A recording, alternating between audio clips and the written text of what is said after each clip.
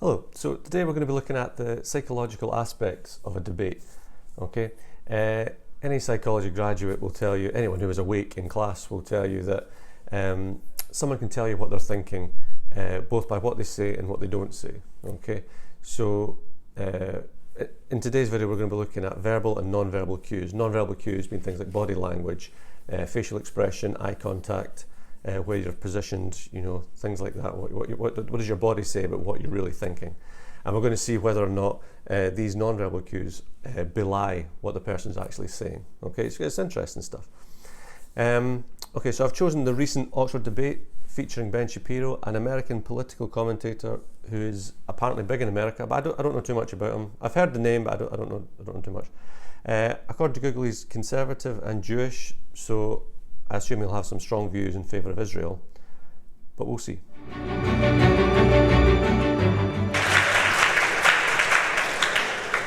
Ben Shapiro is an American conservative commentator and columnist. He's a graduate of UCLA and Harvard Law School. He's authored over a dozen books and currently serves as the editor emeritus of the Daily Wire.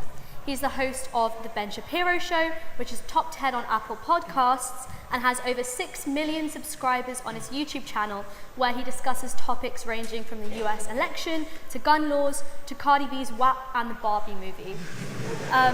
He's one of the most influential conservative commentators in the world, so please join me in welcoming Ben Shapiro. 6 million subscribers. Okay, so a large audience. The host said he's one of the most influential conservative commentators in the world, so his scope must be far-reaching. And I'm guessing that means a lot of people agree with what he's saying if he's regarded as influential.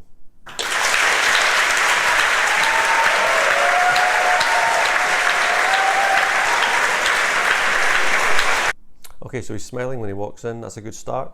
You know, he doesn't appear to be hostile to the audience. Thank you very much for joining us today.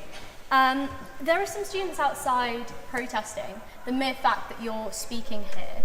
Why do you think that is? Well, I mean, it's a free country, thank God. This is a wonderful Western country in which people have the ability to dissent, which is not true of an enormous number of countries in the world. First of all, it's an honor and a pleasure to be here at the Wizarding World of Harry Potter. And I want to thank you in particular for having me, because I've spoken to other people who are members of the union, and I know that you have some qualms about, or you had some qualms about doing this conversation, so I really appreciate the fact that you're actually taking the time to have the conversation. I think it's wonderful. He's keeping it light, not condemning the protesters, but instead he acknowledges that it's a free country, you know, even makes a Harry Potter reference, you know, just to try and make the audience laugh, you know. So it's a good sort of friendly start. The fact that people protest you is nothing new. I mean, people on the right protest people on the left, people on the left protest people on the right. And the fact that there are protests in anticipation of his arrival suggests that he must be quite well known. I didn't know he was coming. And the fact that the host had reservations about interviewing him, like he said, means that not only is he well known, but apparently his views must be well known as well. I say things that I think are true. Some people find those things to be controversial. I did want to take a bit of a moment to make a bit of an opening statement. I know that that wasn't supposed to be part of the plan, but since it was good enough for Stormy Daniels, I figured it was good enough for me. I did think pretty seriously about who I had to shag in order to get an opening statement, and as it turns out for Stormy, the answer is everyone. But again, another joke, keeping it light, which for a serious topic like this isn't necessarily a bad idea. I mean, obviously there's got to be a balance, but he seems to be trying to put the host and the audience at ease. The opening statement tonight is pretty serious because of obviously the world events that we're watching around us, which is the real reason that you're hearing people outside chanting genocidal slogans like "From the river to the sea, Palestine shall be free," which is in fact a genocidal slogan. The river they're talking about is the Jordan River. The sea they're talking about is the Mediterranean Sea. Okay, that got serious very quickly. He just made a very bold statement that the chants outside are genocidal, which is a big leap, huge leap. They're chanting for Palestine to be free, from the river to the sea. I mean, there might be some idiots that take it too far, but for an occupied state to be chanting that they want to be free, that's not unusual. You know, I think an occupied state has a right to demand to be free. to go from that to genocide, that's a it's a huge leap. And that's kind of, that's kind of caught me off guard, because that's kind of out of sync with his opening few sentences. He came in smiling and he was making a few jokes, and then that was just completely out of sync.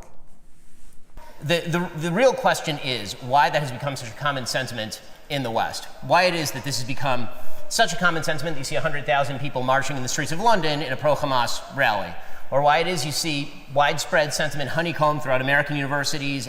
Okay, his entire attitude has just dramatically changed, and again via exaggeration. Okay, I live in London, and I know that the vast majority of the 100,000 people that were protesting for Palestine, not Hamas. You can't conflate the two.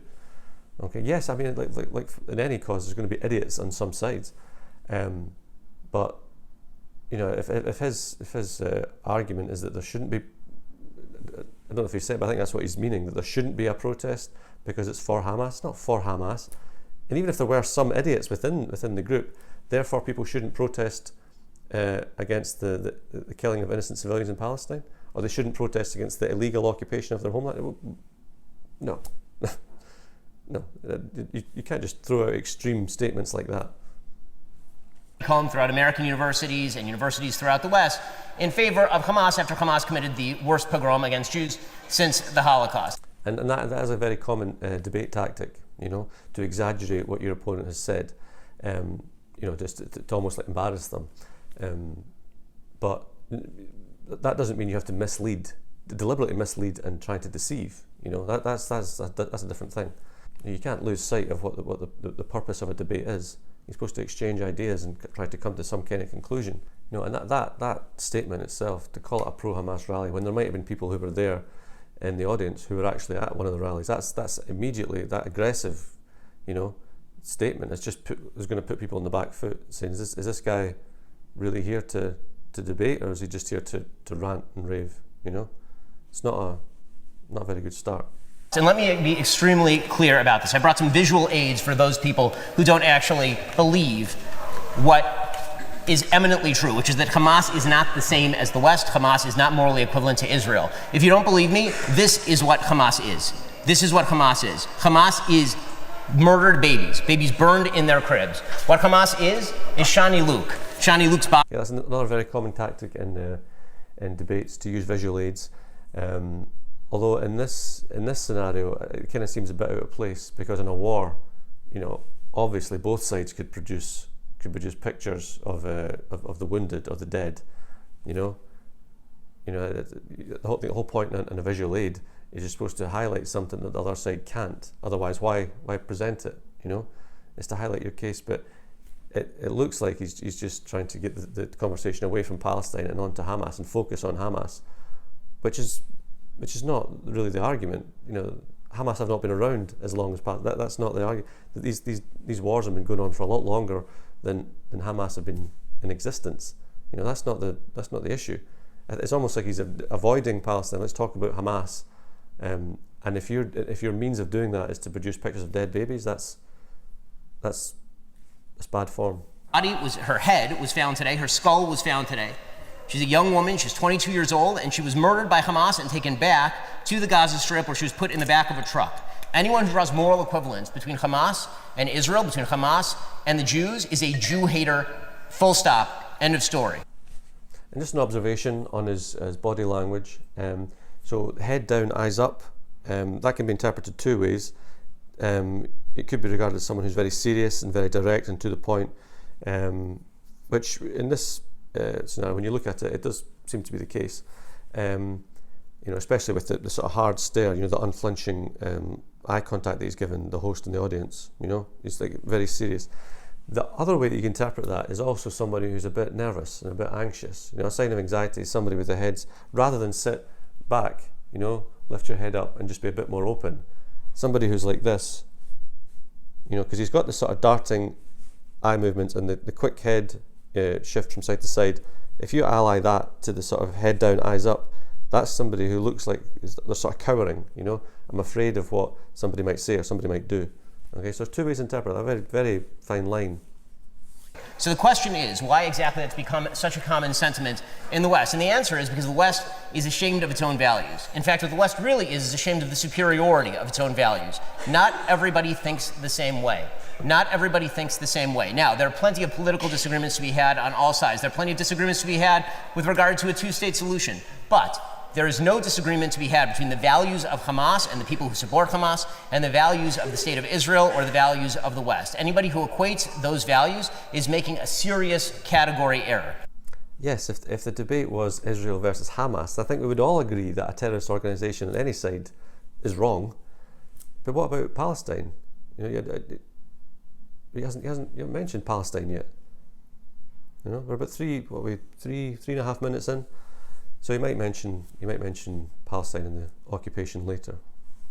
The West has become shy about its own principles. The West has become humiliated by its own principles and instead has decided to substitute an idiotic notion that everybody thinks the same way, and it's not true. And because the West thinks that, the West falls into these category errors where they believe you can buy off terrorist groups like Hamas, where they believe that Hamas's actual goal is not what they say. Hamas openly says their goal is to exterminate all Jews. He's really hammering home this Hamas versus Israel point, but just condemning Hamas over and over and over again is not developing the argument, just repeating the same argument over and over again. That's another tactic in a debate, but it also is not that's not a good tactic to deploy. Using the same argument over and over and over again, not only using the same argument over and over again suggests that you don't have much more to bring to the table, but an argument that's not really what the focus should be. The focus should be on Palestine and Israel, not Hamas and Israel. So it looks like that's his joker card, and he's going to flaunt it to death. But we can't believe them because we're so paternalistic that we believe that we don't believe them. It must be economic discontent. It must be a land dispute. Or maybe it turns out that people who burn babies in their cribs, who rape mothers in front of their children and then murder both of them, maybe they don't think like you. Maybe they don't think like me. Maybe these are people who have a different worldview, and that worldview cannot be combated by pretending it away with morally relativistic bullshit. A couple of observations. He's adopted a very common strategy in debates and arguments, which is sarcasm. Sarcasm can be beneficial. If you want to keep it light, if you want to make something sort of petty jibe at your opponent, something like that, just keep it light, but also sort of slightly weaken their argument. Get the audience on your side, make it, make them laugh or whatever. If it's used like that in a sort of jokey, silly way. But if you're using it to demean and belittle, it leaves a very unpleasant taste. That's not the way to conduct yourself. He said, maybe murderers and rapists don't think like you. That's a ridiculous thing to say. Ridiculous thing to say. No one is saying that. No one is saying that. He's just going for the extremes again. It's just, if you're relying on extremes to make your argument, if you have to rely on extreme statements to make your argument, it's suggesting that your argument isn't strong enough on its own. He's aggressively trying to force the audience to see it as an Israel versus Hamas debate, and he's just basically saying, if you don't take my side of the argument that Israel is justified in what they're doing, then therefore you condone the murder and rape of innocent women and children. That's the most ridiculous argument to make. And again, it's showing that you're not really here to have a proper discussion. You're here to rant and rave. Maybe that is what we are watching in the West. And so what the West actually has to do is start to have a little bit more respect for its own values. And back in 1933, this union voted in humiliating fashion the so-called Oxford Oath that they would not defend king and country. And that was used by people like Hitler, like Mussolini, to believe that the West was weak. That's true. I agree. Hitler and the fascist powers lost deterrence in the build-up to World War II, with French and British appeasement, American isolation, and the Soviet Union were actually collaborating with Germany before Germany invaded. So if that's a fair point. He's using history to back up his point that what are the dangers of not standing up to terrorism. That's a valid point. Any civilization that will not defend its own values, any civilization that creates an equation between its own values and the values of groups like Hamas is weak. And that is not something the West can afford. Now, 6 million Jews died in camps and died in ditches, waiting for the West to discover that its values were superior to the values of the Nazis. The state of Israel exists that the Jews don't have to wait anymore, and thank God for that. But I don't think that was wise. I don't think that's a wise thing to say, that the Holocaust meant that the Jews were waiting for the West to come to its senses. That part is true, but you must know that what did he say? People lying, the Jews were dying and starving and lying in ditches waiting for the West to come to its senses. You must know somebody could put their hand up, and I don't know if they will. Somebody could put their hand up and say, isn't that what's happening in Palestine? Waiting for the West to come to its senses. I don't know why you said that, because I'd imagine that's going to come back to bite you. I hope somebody mentions that. You can't have one without the other. this is not about Israel for the West. What it is about is whether the West is going to defend values that actually matter. It's about whether the West is going to recognize once and for all that its values are not the same as those of groups like Hamas, that not everything can be talked out in negotiations in a room, that the people who would do the sorts of things that we saw on October 7th are not morally equivalent to people who try to target those terrorists, who are trying to kill those terrorists, while the terrorists themselves are bragging about putting civilians atop their rockets. He's really going in. He's very, very aggressive. Very, very aggressive. Which is, again, aggression is also very common in argument. It helps the speaker win their argument if they're dealing with people who are not as aggressive. You know. So if that's what if his aim is just to shut people up and win an argument, then he might do it with this tactic: talk really fast and speak, and just throw in all these dates and just repeat the same stuff over and over and over again. That seems to be his tactic. I'll watch some of his other debates to see if that's what he does, but he's done it so often already that must just be his style. Okay, any moral equivalence that's drawn in this conflict by the people who are chanting outside should be treated as evidence of anti-Semitism, because there has never been a clearer moral contrast than what we are seeing right now. You know, just dealing in extremes, and again, along with the sarcasm, it's common in debates. If you watch debates like I do and you watch the body language stuff, sarcasm comes up quite a bit, especially if somebody gets angry or whatever, and they want to belittle their opponent. It's not a nice tactic, but it does happen. But extremes are also something that's used as well to try and exaggerate their point while diminishing the opponent's point. But if you're just using ridiculous extremes, if that's the basis of your entire argument, an extreme can be used to maybe emphasise your separate point. But if your extreme points, if they are your argument, if the extreme points are your argument, then you're losing a bit of credibility here. And it's also disrespectful to the audience to think that they won't see through that. You're not giving them any credit or any respect to think, yeah, if I just keep saying this, that we're justified because Hamas are terrorists, without mentioning Palestine once, if I just keep saying that, the audience will believe it. It's a weak tactic.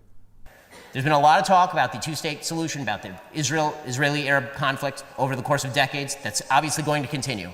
But if you cannot take sides between what we saw on October 7th and what we see in Hamas and what Israel is doing in response, you have lost all moral credibility.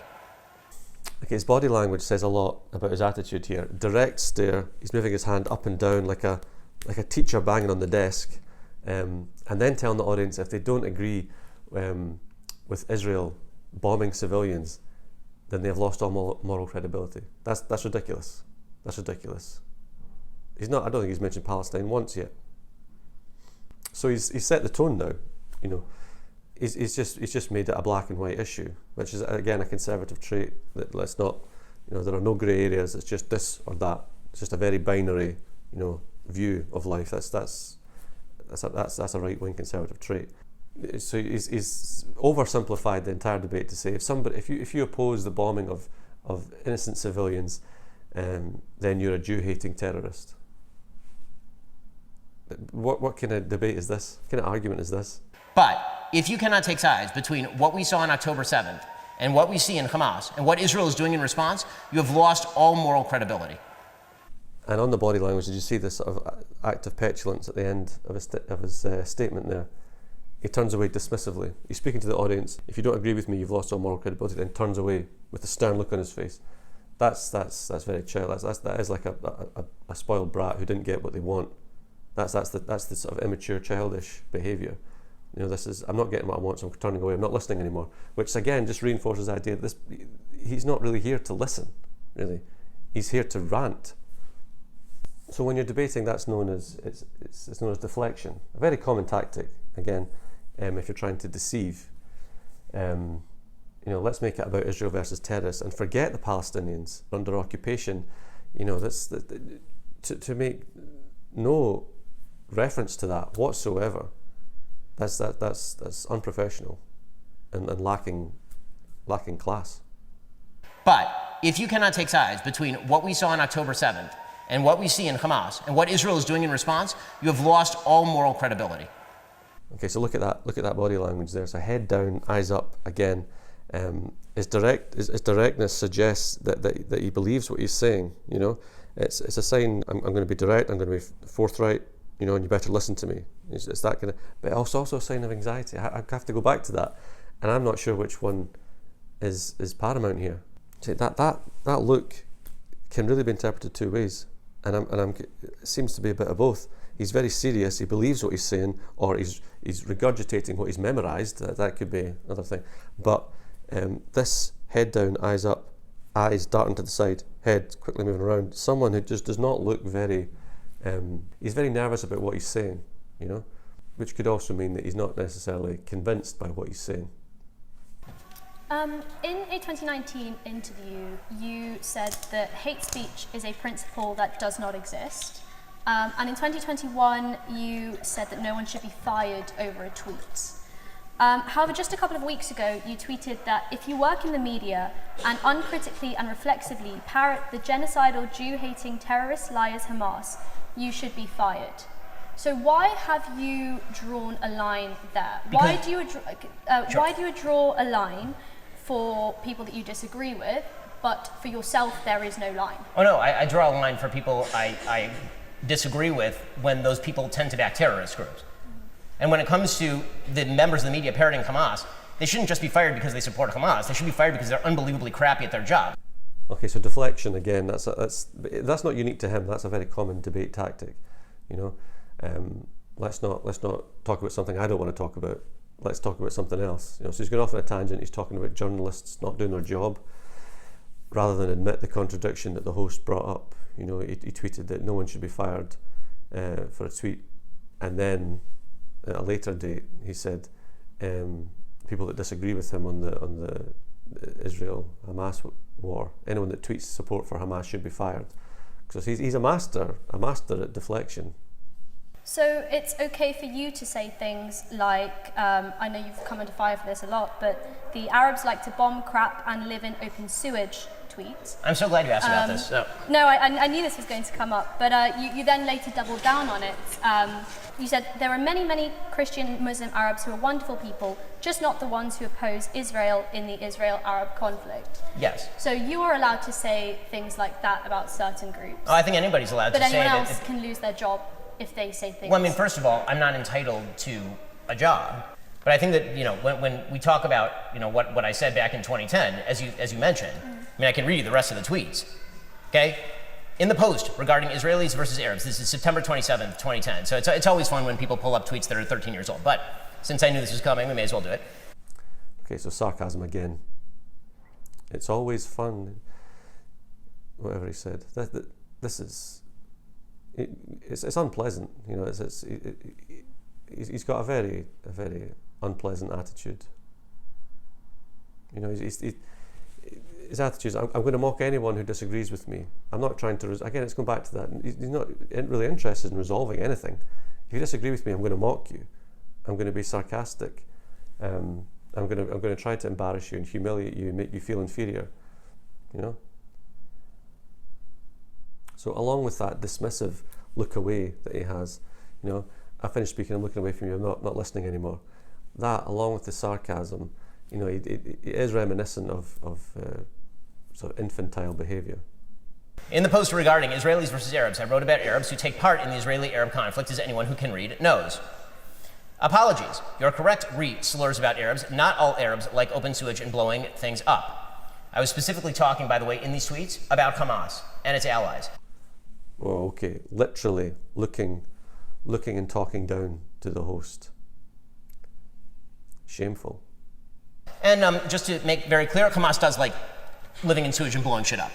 I didn't know his anti-Arab rants went as far back as that, before the Hamas attack.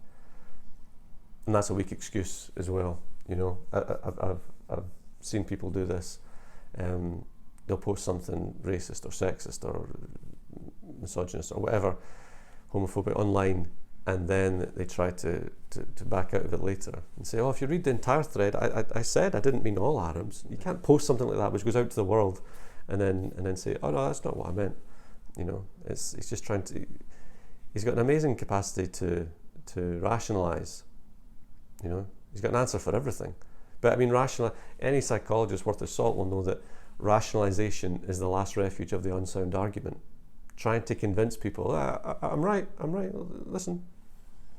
I just want to touch more on the issue that you said regarding free speech, that you think you do think there is a line. You think there's a line where something that someone says should be able to get them fired. Is that not a contradiction of your 2021 views, where you said that no one should be fired over a tweet? No, because again, I think that when it sure. Sure.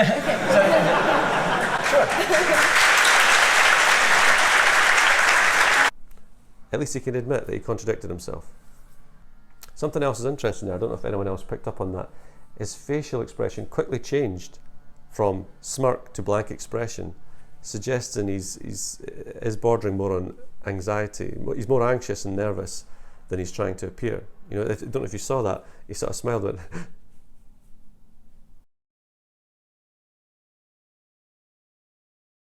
that's not somebody who is at ease. That's somebody who's a bit uncertain. Recently you appeared on your show and you said the only solution is for Israel to annex the Gaza Strip and kill enough sons of bitches to make sure this doesn't happen again. He said the only solution is to annex the Gaza Strip. The only solution. He's not even considering returning the land back to the Palestinians. When Israel invaded and took the land from the Palestinians, was the only solution for the Palestinians to invade Tel Aviv? What? I didn't hear that argument. Is that not using the same rhetoric, the same bigotry and violent rhetoric that you are accusing others of using? No, because I'm talking about Hamas. No, I'm talking about Hamas. They should kill as many Hamas sons as bitches as they can find. How many Nazis do you have to kill to stop Nazi Germany? Do you not make a distinction between Hamas and innocent Palestinian civilians? Of course I do. You're the one who's not. When I say sons of bitches, I'm specifically referring to Hamas. I've made clear in every single podcast. Snapping back. Finally confronted with distinguishing between Hamas and innocent Palestinian civilians. And that's his response, to snap back like that. This touched a nerve because he knows this is where his argument falls to pieces. That's the weak part of his argument. There is no justification for bombing innocent civilians, and he knows that. He just can't bring himself to admit it. This is why he insists on saying Israel-Hamas. I've made clear in every single podcast that I have done that that the Israeli government seeks to protect civilians. They do. The amount. I've seen the tapes. I've seen the actual operations that they do. The attempts they make to protect civilians are so far and away more than anything remotely like anything else in the region, or really in the world, that to suggest otherwise is ridiculous. Now he's got the intonation in his voice where it goes up at the end of the sentence, like that, like I'm talking to someone who's trying to make you appear like an idiot, like you're stupid. How childish.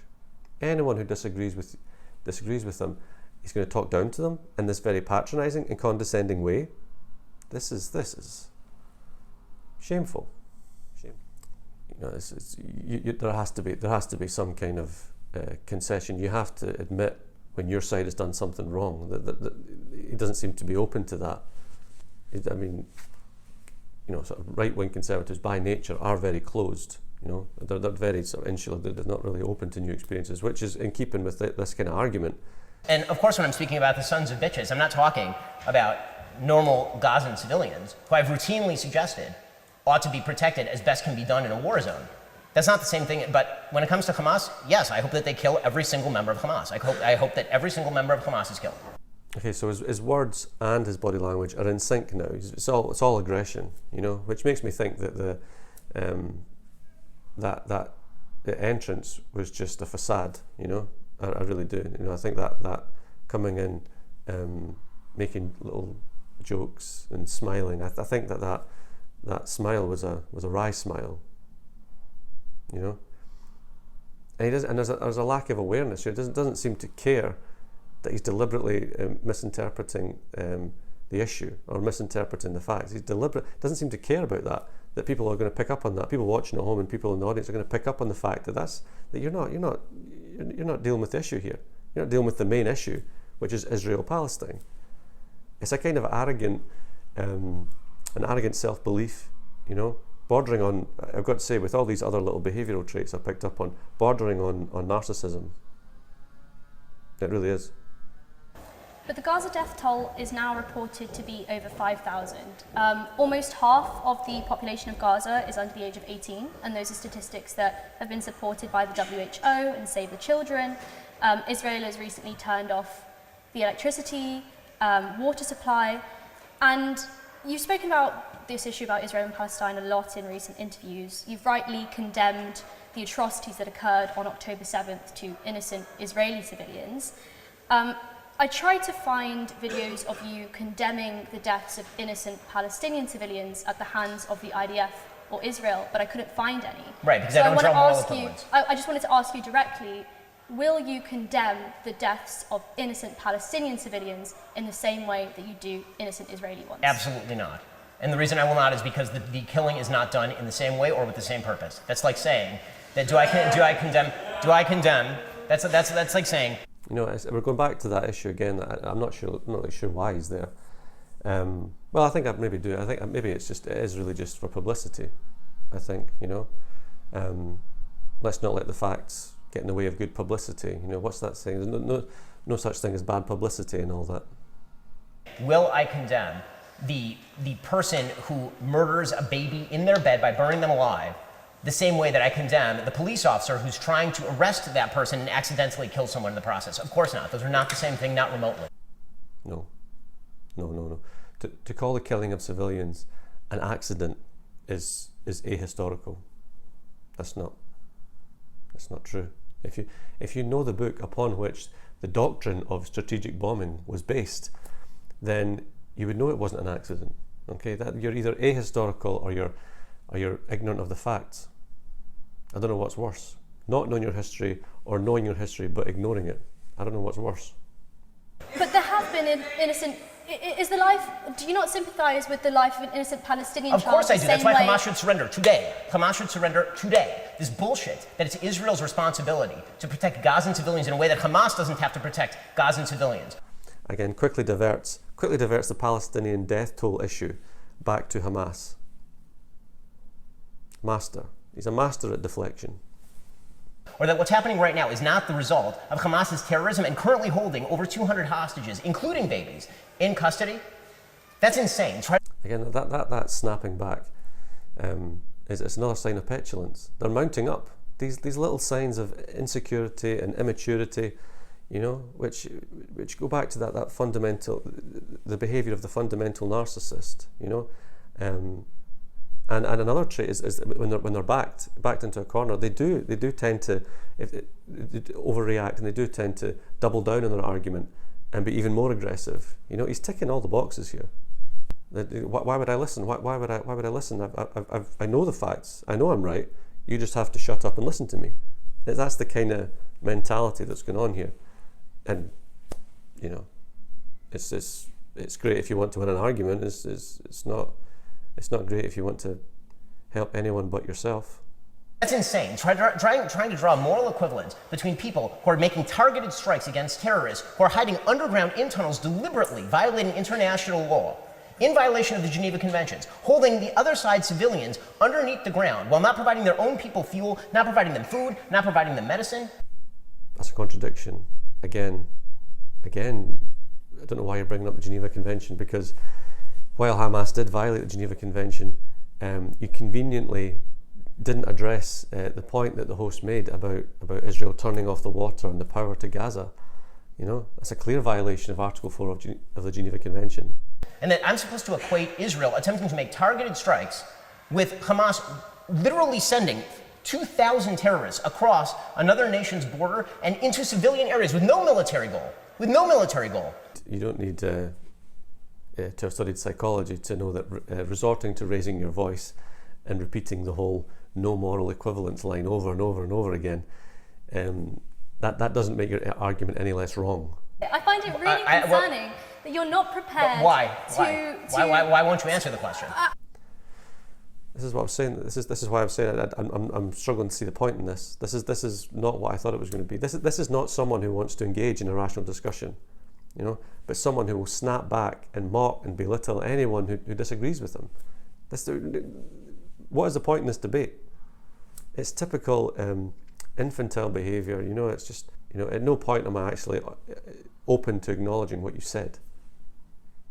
He does seem to be sort of completely blinded by his whatever you call it, Israeli nationalist, Zionist ideology.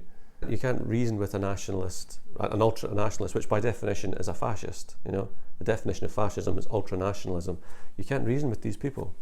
I find it really concerning that you're not prepared to condemn, to even admit that it's sad when an innocent Palestinian child dies. Of course it's sad. I just said it's sad. In the same way that it's sad when an innocent Israeli civilian dies. Of course it's Why are those two not equally saddening to you? Like I said, this is why I don't. This isn't what I thought it was going to be. I thought it was going to be a proper debate. This is why I don't watch these people online, like the extreme religious or political speakers of any side, far extreme left, extreme right. I don't watch it, because you can't reason with these people. You can't. There is no discussion. There is no dialogue. It's my way or the highway. If you disagree with me, I'm going to be hostile, and there's going to be conflict. You can't. I'm almost thinking, is there any point in watching any more of this? This is why I don't watch it, because these people they're just so fixed, and it's just they've just got the blinkered vision on. They're just blind, and I don't see the point in this debate. I'm starting to question why he's here. Why is it just to gain more subscribers? I'm of course incredibly sad when anybody who's innocent dies, but it is not the same evil when somebody murders a baby in their crib as when someone tries to kill a terrorist and that terrorist is hiding behind the baby. That's not the same thing. But innocent Palestinian children have lost their lives. Of course they have, and Hamas should be blamed for all of that, and Hamas should surrender today. Okay, it's just saying Hamas, Hamas, Hamas over and over again, but by saying that they should be blamed for everything, without once acknowledging the illegal occupation of Palestine, without once acknowledging it, which is deemed illegal by international law. This isn't the Palestinians saying that, this is the international community saying that. To not acknowledge that once is just ridiculous. Will you call on Hamas to surrender? Absolutely. Okay, so then we're in agreement, great. Sarcasm again. Again, a very unpleasant man with an ugly attitude. Resorting to cheap, sarcastic quips. It's just, again, shown his immaturity. He would do well to observe the conservative political commentators, people like Victor Davis Hanson or John Anderson or Thomas Sowell. They're not extreme right like this guy, but they're more aligned. Politically, they're more aligned to him than say somebody on the left. But the point is that they can disagree with other people. They can have debates, while at the same time still retaining some sort of self-respect, professionalism, maturity, credibility, rather than this vile gutter snipe approach. All those little immature characteristics I've talked about, the sarcasm in his voice, the intonation at the end of the sentence, talking down to people like that and trying to make them feel like an idiot, that, and then dismissively turning away after he said something with the scowl on his face. It's just so immature, It's just this kind of thing we used to do at school when we were arguing with each other, But he's sort of stuck in that mindset. So congratulations, sir. You've brought all the integrity of the playground to the Oxford Union debate. And the IDF was going in and making operational decisions to kill many terrorists in these areas. There are many areas in the West Bank that have been particularly infiltrated by terrorism. That the city of Jenin would be probably the example of the place that has been most infiltrated by terror groups. It's unfortunate, but Hamas is not the only terror group in the region. Palestinian Islamic Jihad is an excellent example of another terrorist group that has wide presence in the West Bank, more so actually than Hamas. There's a Palestinian Islamic Jihad rocket, obviously, that fell on that Gaza hospital. The entire world then tried to blame on Israel. Again, there's no acknowledgement of the fact that these protests and the unrest and the terrorism may be a reaction to an illegal occupation. Not one concession has been made. That's a surprising thing for me. In most debates you will see that. Even the most passionate, heated debates, 99% you will see people say that I agree with you there, or I admit that we did that wrong, or I admit this could have been done better. But there is nothing here.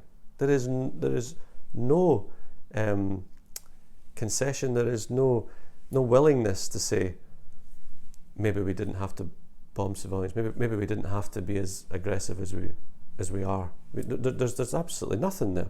It's just everything we do is right, everything you do is wrong. Where can you go? Where can you go after that? It's that whole argument. One man's terrorist is another man's freedom fighter. And while no one's condoning Hamas, you've got to think, if you're bombing civilians after years of these people being displaced, forcing generations of people to live in exile or in refugee camps, or under occupation, there's going to be a reaction. There's going to be some kind of violent unrest at some point. You're guaranteeing a quarrel. Again, the problem with this tactic, which I've seen from other people as well, he's not alone here. Other people do that. The problem is, if you're going to go in all guns blazing, so aggressive, and then just intimidate your opponent, overwhelm them with all this information, you have to have the content to back it up. We have the hindsight. We can sit here and we can pause it and rewind it. If you're in the moment, a lot of these people probably feel intimidated. Somebody's who's articulately saying all this stuff. But if you actually write it down, that's the great way to check it. If you write this down and you go through his points, a lot of them are just over-exaggeration, wrong, and he's avoiding the issue a lot of the time. He'll just go off on a tangent and speak for ages on something that wasn't really the question. And that's what I'm saying. It might confuse. It might appear to have won an argument because his opponent might think, well, I'm a bit disorientated now. But it's almost like they can't focus. If you throw 100 points at somebody, they're going to lose focus. Again, it's a very common tactic, and it's an effective tactic if you want to win the argument. But you should be here to try and resolve the issue. This guy is more about winning the argument. That's two different things. So if your entire argument, once again, is predicated on terror groups, what response do you have about the Great March of Return, which is a very well-documented incident where peacefully Palestinian civilians just marched to their own land that they have a right to go and return to, but they were killed, shot at, and murdered in cold blood? What year are we talking about? Which group are we talking about? I need more specificity. I'm talking about the Great March of Return. I know I'm asking for more specificity because I'm unaware of all the details of what you're speaking about. Intonation, again. More specificity? The arrogance is just it's shameful. Shameful. There is no right to return. If you're talking about in Palestine, if you're talking about the land that is inside the 67 borders, there is no right of return to Haifa. There's no right of return to Tel Aviv. There's no right of return to West Jerusalem. Okay, I'm astounded. I'm astounded he's just casually dismissed the Palestinians' right of return when the Israelis have their own right of return. The hypocrisy is hard to fathom, The Israelis have a right to return, but the Palestinians don't. This is brutal apartheid nonsense. If your argument is we're going to take your land from you because God says so, then your argument has got no legs, and you have no credibility. I'm going to share an image of the Balfour Declaration just to remind people what it actually said. So this is 1917. it being clearly understood that nothing shall be done which may prejudice the civil and religious rights of existing non-Jewish communities in Palestine. And after the tragedy of the Holocaust, the desire for a Jewish state increased. When Palestine, before it was occupied, you had Jews, Christians, and Muslims peacefully coexisting. Palestine is not a Muslim homeland. It's a land that existed where many people that are alive to this day are older than the state of Israel. So are you making the argument that any population of any time, all of their descendants now have a right to go back to the place that their great-great-great-great-great-grandfathers went? Not great-great-great-grandfather. We have grandmothers. Okay, grandmothers, grandfathers. Is that the idea that you can walk across the lines of any sovereign state and simply claim the place that you said that you had, even though you never established property rights, and say the Jordanian West Bank, or you abandon this place in Haifa? So your claim is that right now people get to walk across the border of a sovereign nation and simply set up shop in Haifa? This is your claim? The Palestinians shouldn't be allowed to cross the borders that Israel implemented, to reclaim the land on which they have keys. They still have the keys to their houses. But again, it's the complete biased nature of this debate that it just makes it pointless. You know, he's not mentioned the fact that in 1948, 1967, Israel kicked people out of their homes, kicked the Palestinians out of their homes and their land forcibly. That's why it's deemed illegal by international law. You can't do that. But because they have the backing of the religious United States, it's deemed okay. You know, this whole thing. This is just a waste of time. Palestinian people living in Israel proper, which is occupied Palestine, who are being shot at by farmers in their gardens and in their farms. And those people are being able to get away with shooting them with total impunity. So why is it that That's not true. Many of those people have been arrested. They're all currently sitting in Israeli jail. The settler that just shot at a Palestinian have been arrested. Was not arrested. I encourage you to look into this. It's a sign of disrespect, you know. It's condescension, it's patronizing. You're speaking to someone and you say, why would I do that? And he does it constantly, darting his eyes to the side, you know, like, what are you talking about? Trying to humiliate, trying to embarrass. It's again, we're back to the playground tactics. Which part of Israel is occupied Palestine? All of Israel? There we go. So what you're calling for is the obliteration of the state of Israel, and all of this is just a cover for that. I appreciate your time.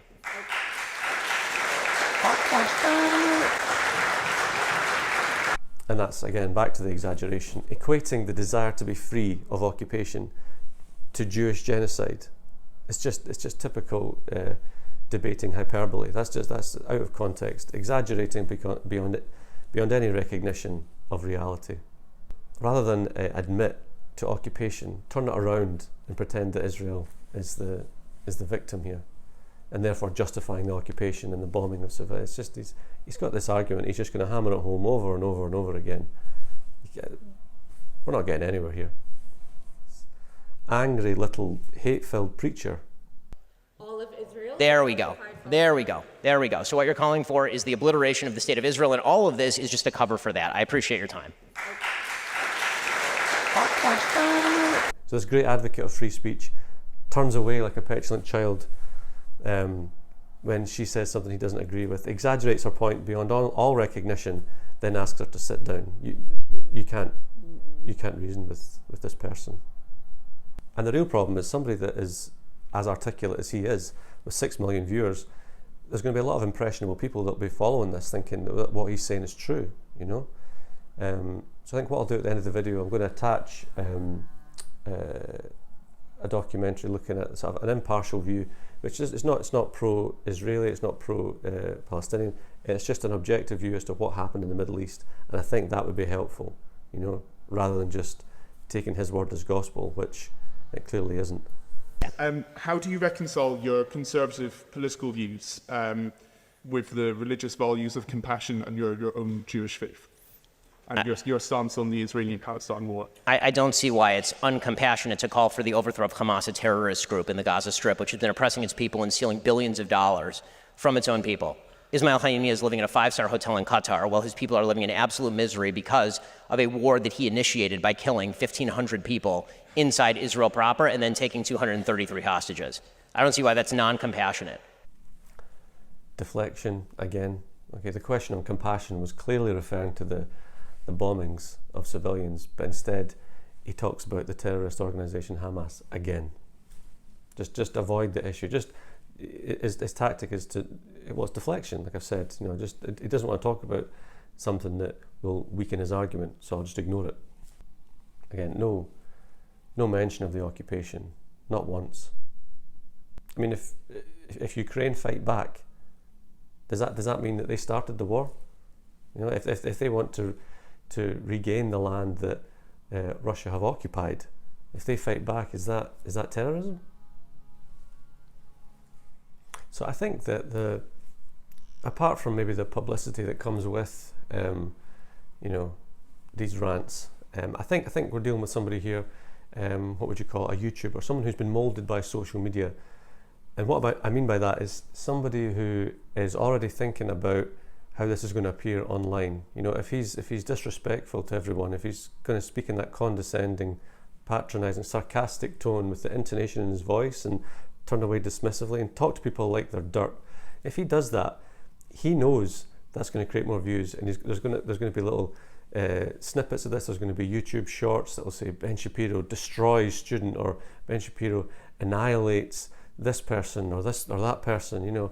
Bombard them with all this information, leave them disorientated, talk down to them, be disrespectful. You're going to get more views. You're going to get more people liking your views. You get more people liking your videos and saying things like, "Oh, they just can't. There's no comeback to him." So it's really a case of if what are you here for? Are you here to win an argument, or are you here to resolve the issue? Clearly, in this case, clearly the former. It really that really does seem to be the motivation here. It's about humiliating your opponent and just gaining more traction online, more viewers, more subscribers. That's the ulterior motive here, I feel.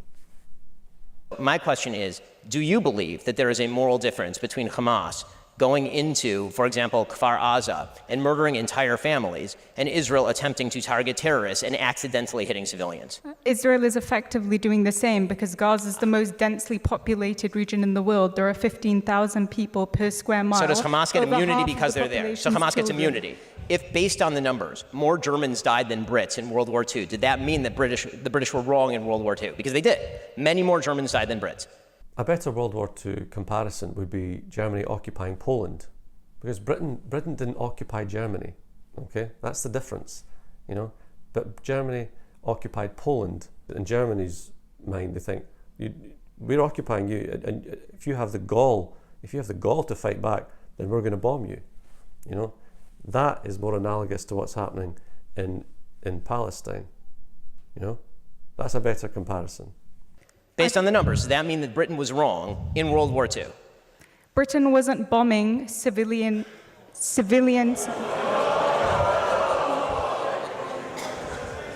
There's a clear difference. You should talk to the people in Dresden, but you can't because they're dead. There's a clear difference. I agree that war is horrible, but this is not a just war. Okay, 2 points there. The lady was off. She doesn't know her history. She doesn't know that the Allies bombed civilians. But at the same time, I don't know why he's persisting with this World War II Allied bombing narrative, because he's just undermining his argument. It's what I was referring to earlier. The book upon which the strategic bombing was based, was Julio Due's book, Command of the Air. He might not have read that, and most people haven't. They might not be as sad as me. They might not have read Command of the Air. But the important point is this was written in the interwar period. This wasn't supposed to be a history lesson, but if you're going to talk about World War II. So the idea was that the aeroplane has now changed warfare. So it meant that you could now bomb people from the air. I mean, by the end of World War I, they had biplanes, but they weren't a major feature. By World War II, they certainly were. So the doctrine of strategic bombing meant that there were two main tenets. One, that you could bomb the munitions factories, the armaments factories, that kind of thing. That was the idea. So you could stop the enemy's ability to fight.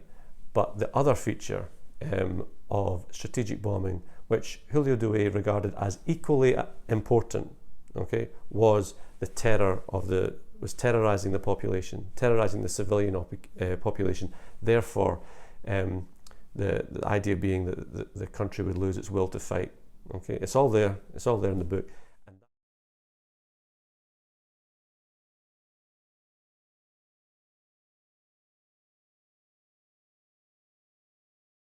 And that was the basis for strategic bombing that the Allies deployed in World War II. So there's no hiding from the fact that they were deliberately targeting civilians in order to terrorize the nation, so that they would lose. The idea being that the country would lose its will to fight. So it was not an accident that civilians were killed. Civilians were targeted deliberately. So if you want to talk about World War II, get your facts right. To say that it's an accident is to be, again, ahistorical. You know, I think the indiscriminate bombing, it was because of that led to calls for the UK and the US to be labelled war criminals. You know, to this day, Churchill is still regarded as a war criminal by some. You know, but I think the Allies had more justification for going into Germany because they didn't occupy Germany. That's the difference. Arthur Harris, known as Bomber Harris, was the only senior commander not elevated to the peerage. You know, he was the only senior commander not given a title. And the theory is that it's because of the bombing campaign. And in America, you've got Curtis LeMay, you know, who said, if we lose this war, I'll be tried as a war criminal. You can't reference World War II and say, oh, we were doing the right thing by killing the Nazis, and then pretend that by doing so they killed civilians accidentally. No, you can't have it. You can't have it both ways. Okay. And one of the other reasons that the strategic bombing campaign got the go-ahead, along with the Manhattan Project, is because the idea was that it would minimise the loss to American life. You're not getting face-to-face with the enemy. You're bombing them. You know, and there were anti-tank guns that were used as flak guns. You know, so you can, you know, the bomber pilots were shot, and they were shot out the sky, but you know, those numbers do not compare to the number of civilians that died. You know, that's why they were bombing. It would minimise the loss to Allied life. The start of the ground offensive now, but that's after the bombing. You know, I would have done the ground offensive from the get-go, because I do believe Hamas has to be deposed. But you know, because by going in like that on the ground offensive, you have to be more careful. You have to be more calculating. You have to decide. You have to think twice, and you have to. It might take longer. But I think by going in a ground offensive from the start, rather than just indiscriminate bombing from the air, where you don't necessarily know who you're going to kill, you just know that in a densely populated Gaza you're going to kill civilians. But if you went in with a ground offensive from the start, you can't just go in gung-ho, because you're going to get killed. You have to be a lot more careful, a lot more strategic. It might take longer, but I think it's the lesser of two evils. Well, you could say greater of two evils, depending on which way you look at it. It's going to take longer to resolve, and then you might lose more Israeli soldiers this way, but at least there's more consideration for the other side. If you want to talk about Geneva Convention, then at least there's consideration for the civilians on the other side. You can almost guarantee in a densely populated area, when you target refugee camps because there's an alleged Hamas leader there, as if that justifies the other hundreds of civilians who died. So if you know anything about the doctrines upon which strategic bombing was based, you will know that Allies knew they were killing civilians, and the Israelis know that they're killing civilians. So don't even try to say it's an accident. That's just weak and pathetic. There's a clear difference. You should talk to the people in Dresden, but you can't because they're dead. There's a clear difference. Sarcasm again, you know, just to get another cheap laugh, yeah, or to get some viral YouTube clip is shameful. This man has no class. He really doesn't. What Israel is doing is not a just war. There is a difference between fighting the Nazis. So it is not a just war. Fighting the Nazis. It is not a just war when you fight a war against people who murder 1,500 of your civilians and take 233 of them, at last count, captive into tunnels. It is not a just war to obliterate them. Please name a just war. Israel's been killing civilians for the past 75 years, and there was no headlines about it. It's classic victimization, and it's the deflection tactic again, which I must say is a common feature of narcissistic grandiosity. You know, anyone who studies psychology will know this is a hallmark of narcissism, hypersensitivity, lack of empathy, you know, and avoiding responsibility, you know. He really does tick all the boxes. If Israel put down its guns tomorrow, there would be a second Holocaust. If the Palestinians put down their guns tomorrow, there would be a Palestinian state. That is the reality. Again, he's using an extreme argument that there would be a Holocaust and a genocide if Israel puts down its guns, trying to justify the current genocide that's happening in Palestine, you know? So a hypothetical genocide is worse than a real one. I've been calling it narcissism, but this sort of, when I was referring to it as blindness, you know, it could be referred to as a lack of Tom, as we say in psychology, a lack of theory of mind, which, if you don't know, a theory of mind is the ability to empathize with other people, the ability to put yourself in somebody else's shoes. If you have a lack of Tom, a lack of theory of mind, it means you're callous. It means you're not, you're going to say things and you're not going to think about the consequences. You can't imagine how that might affect, or you're going to say and do things without any consideration for the other person or the other party. Is it wise to give somebody who has some clear personality deficiencies a platform to spout this, you know, completely unfounded, racist, biased nonsense? You know, there'll be a lot of people who'll be watching that, thinking because he speaks so clearly and because he's got all these stats at hand, you think, oh, it must be true. It must be true. That's the concern, you know. I've got to say, I really hope that Jews and Israelis speak out against this diatribe.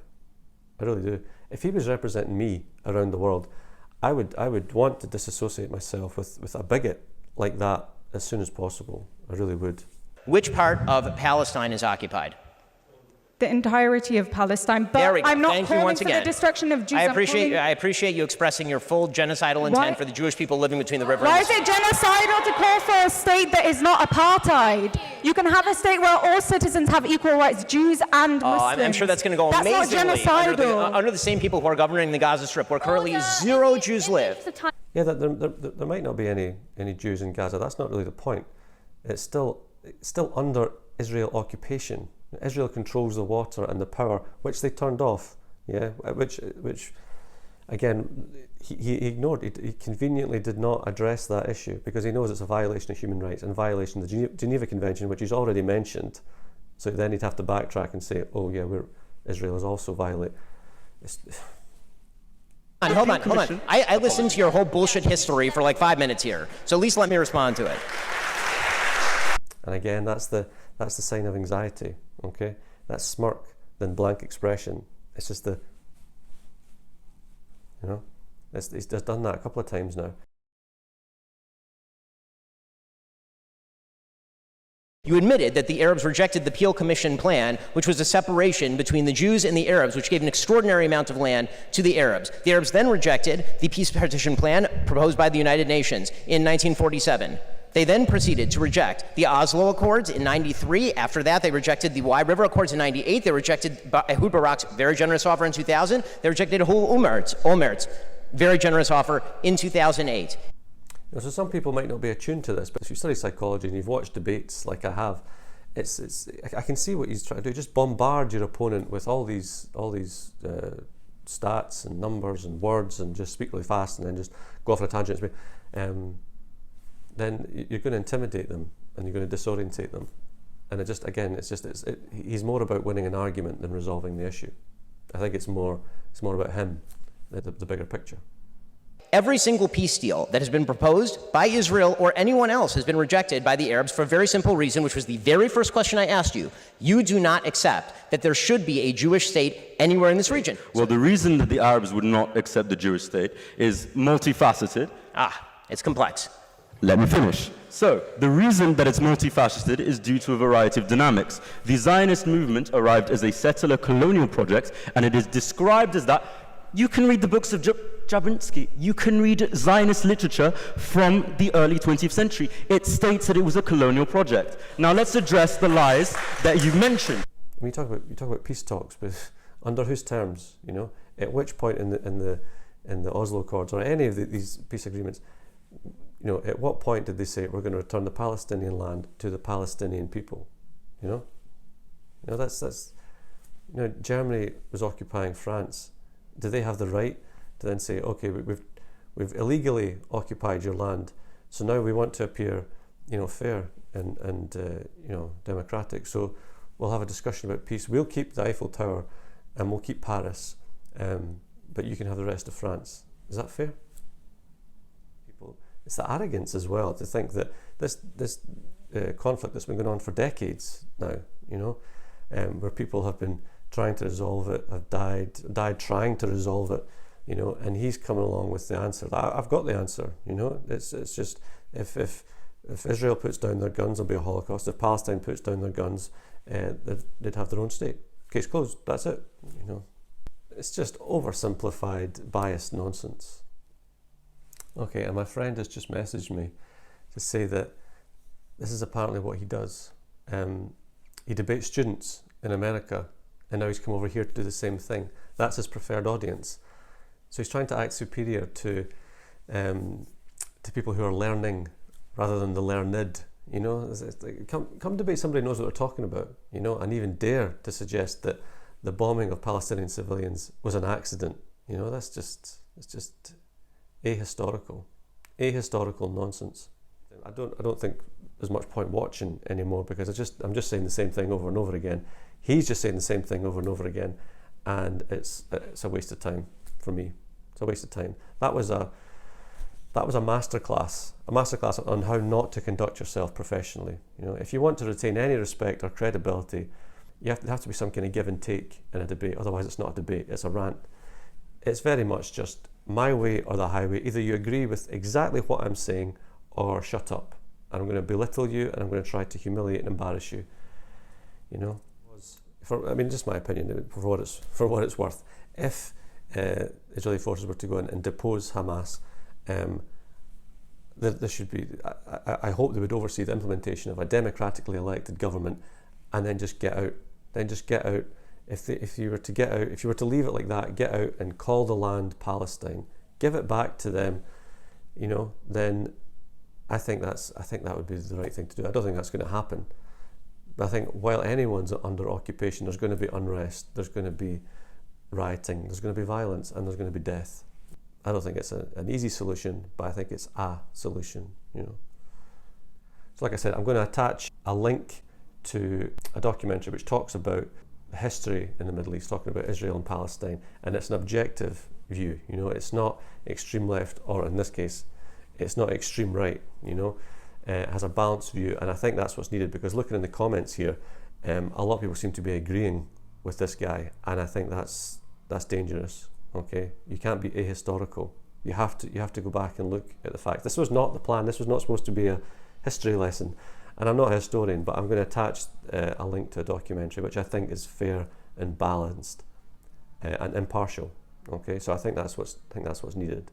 I'm going to leave you with a message from somebody who studied this conflict for years, the late, great Christopher Hitchens. I'd better give you the straight answer. I think Zionism, the idea of building a state of Jewish farmers on Arab land in the Middle East, is a stupid idea to begin with. I've always thought so. I've always thought it's a silly, messianic, superstitious nationalist idea, and it's a waste of Judaism.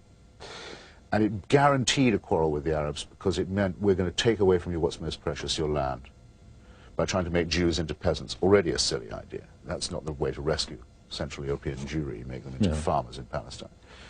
Guaranteed an injustice to the Arabs, which now anyone can see, and is now entering its third, fourth generation. Fourth generation of Palestinians brought up either in exile, or dispossession, or under occupation and humiliation. And now we know that something has to be done to address what is part of the original, let's not call it original sin, original misconception of the thing. So, but it should be a matter of principle. If Jews born in Brooklyn have a right to a state in Palestine, then Palestinians born in Jerusalem have a right to a state in Palestine. Anyone who doesn't agree with that principle, I think, is suspect.